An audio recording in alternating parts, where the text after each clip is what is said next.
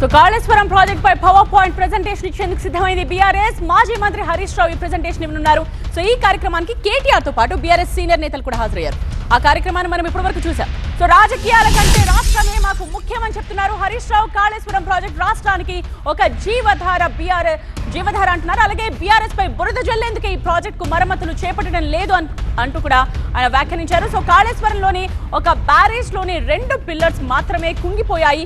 దీన్ని అడ్డు పెట్టుకుని కాళేశ్వరం మొత్తం కుంగిపోయిందని దుష్ప్రచారం చేస్తున్నారు అన్నారు. తుమ్మిడిహట్టి దగ్గర నీళ్లు తక్కువగా ఉంటాయన్నారు. అందుకే మేడిగడ్డ దగ్గర బ్యారేజ్ నిర్మాణం చేపట్టామని క్లారిటీ ఇస్తున్నారు హరీష్ రావు. కాళేశ్వరంలో 3 ఆప్షన్స్ ఉన్నాయి.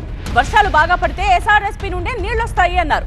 ఎస్ఆర్ఎస్పీ ఎల్లంపల్లికి నీళ్లు రానప్పుడే మేడిగడ్డ నుండి నీటిని పంప్ చేస్తామన్నారు. కాళేశ్వరం నీళ్లు రాకుండానే పంట పండిందని ప్రభుత్వం చెప్తోంది. కానీ కాళేశ్వరంలో అంతర్భాగమైన ప్రాజెక్టుల కింద పంటలు పండాయి అంటున్నారు హరీష్ రావు. కాళేశ్వరంపై కాంగ్రెస్ ప్రభుత్వానికి పాయింట్ టు పాయింట్ కౌంటర్స్ ఇస్తోంది గులాబీ దళం. బనకచెర్లపై ఎందుకు మాట్లాడటం లేదంటూ 2 జాతీయ పార్టీలను ప్రశ్నిస్తోంది. దీనికి సంబంధించి కేటీఆర్ ఏమన్నారో చూద్దాం.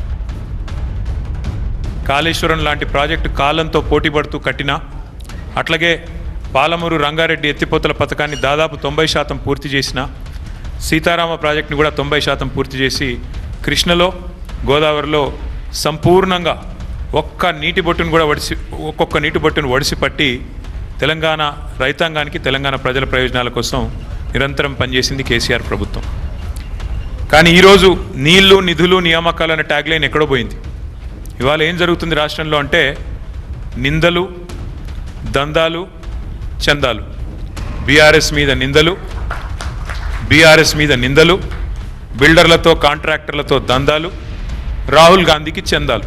ఇది ఇవాళ ఈ కాంగ్రెస్ ప్రభుత్వం చేస్తున్న పని. మేడిగడ్డ బ్యారేజు, అందులో మొత్తం 371 పిల్లర్లుంటే 3 బ్యారేజీలు కలిపి 2 పిల్లర్లలో ఒక దగ్గర పగులు వచ్చింది.